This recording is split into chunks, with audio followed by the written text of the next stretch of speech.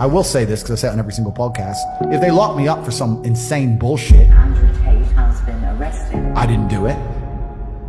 The Matrix has attacked me. If I carry on with the trajectory I'm carrying on, they're going to put me in jail because I'm too influential.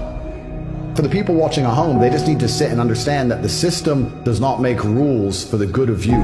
It makes rules for the good of the people who make the rules. And a lot of the life paths laid out to the average man at home today is not for their own good. It's only going to lead them to depression and misery. Do you think you're a force for good? I absolutely not really know I'm a force for good because I'm a force for truth. And truth is a good thing.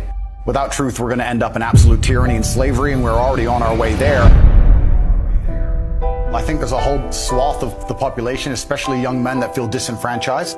I haven't put a magic spell on the world. The fact that people like what I say means that they agree with me deep inside. They may be afraid to say it themselves, but I am seen as a bastion of free speech and a bastion for masculinity as a whole, because a lot of men are largely forgotten about. There's no evidence in my files. I've done nothing wrong. Everybody knows I'm innocent. This is a huge injustice the way we see it. They should not be detained at this point. There are not even charges filed against them. People are trying to set him up to look like he's something that he's not. I mean the best for people. I want everyone to be successful. I want the world to be a better place. And I think the world's a better place based on the back of strong men who stand up for what they believe in. I think that's how the world's always been a better place. The Matrix programming says the opposite. They're telling us that to be a better place, all the men need to be weaklings and compassionate without any morals or without any hard lines or beliefs. And they must talk in a very, very soft way. And we need to be very, very compassionate and very, very tolerant and all these things. But if you look at history, the only times things were peaceful and nice is when strong men stood up with their swords and said, no, this is mine and this works this way. And no one's going to come fuck with it. I think that masculinity and strength is what makes things beautiful. It's what preserves things, and it's what we need more of. This is what's missing from the world. Masculine men have a duty to provide and protect those they care about. We have a duty to do things we don't feel like doing because we know we're supposed to do them. And it's your duty as a man to stand up and say, I want to be as important and strong and good-hearted and God-fearing as possible, and I need to work hard to achieve those things. If you cannot control your own mind, then you are just a feather in the wind of life. Because your own mind is the only thing you can control. You can't control the weather. Right. You can't control other people. You can't even control whether your heart stops beating. You might have a heart attack tomorrow. You can't control anything besides what you think.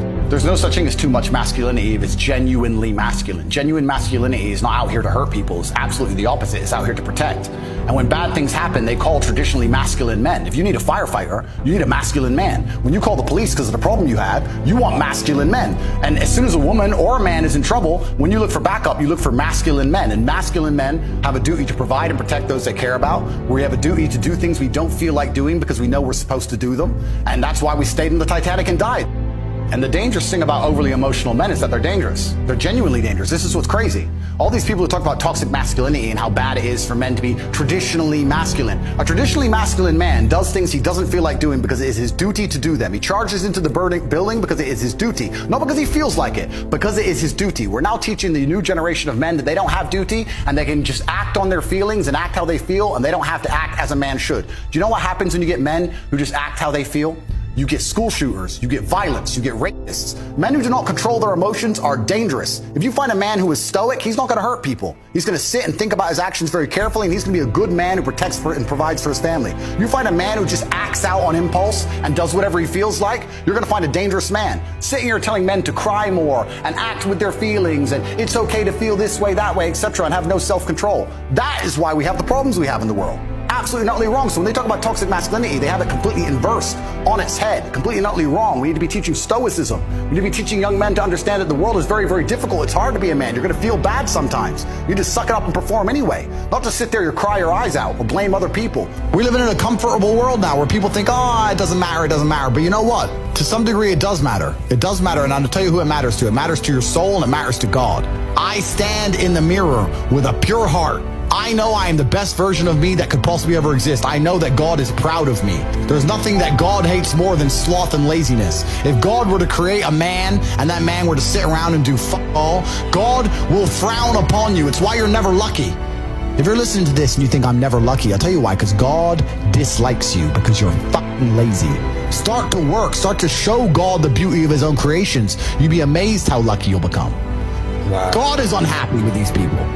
And inside their hearts, they're unhappy. We talk about depression, anxiety. That comes from self-loathing. You loathe your own weakness. You loathe your own laziness. This is what all of these things are. I don't feel depression. How can I feel depression when I'm the most powerful version of me that I could ever fucking be?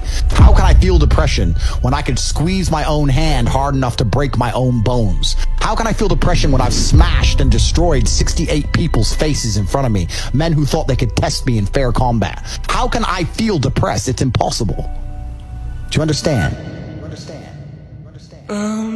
You love me. Andrew Tate's one of the most wonderful human beings I've ever met in my life. I hate everything that's going on. Like, love him with all my heart. Yeah. Like, I'll die on that mountain with you, bro. Yeah. Let's get on that hill. Where's the sword? Why is the enemy of the state, so to speak? He's got the hearts of young men. He's got the hearts of young men. And that's a threat. Yeah. Absolutely. I feel like men nowadays need an Andrew Tate. He's a guy who's motivating men to be men. If you cannot control your own mind, then you go through life with zero control, zero influence. You can't control anything. You're just a feather in the wind, waiting for life to blow you from happy place to sad place to happy place to sad place, completely hoping on the gods to be fortunate to you, because if any genuine discomfort comes your way, you're fucked. Because everybody's fucking distracted. They're getting distracted by this, distracted by that, watching fucking Netflix, jerking off to Pornhub like fucking jackasses. It's so easy to win if you can control your own mind. But it seems that nobody fucking can. And that's how the people who run the world keep the world running. Because they have all the slaves exactly where they need them to be. Permanently distracted and semi-depressed. Working their asses off in jobs which will never satisfy them and never pay enough money. That's the Matrix. Hey, Andrew, how do I get like a six-pack quick? What's the fastest way to get a six-pack? Why does it have to be quick? Why does it have to be easy? Why do you think life is all quick and easy? Why can't it be hard and difficult? Why can't you suffer? Because suffering is what gives it value. If everyone had a six-pack and it was quick and easy, then it wouldn't be valuable, would it? If everyone walked around with a six-pack and they got it easily, then no one would give a shit. The whole point is that it's difficult to get.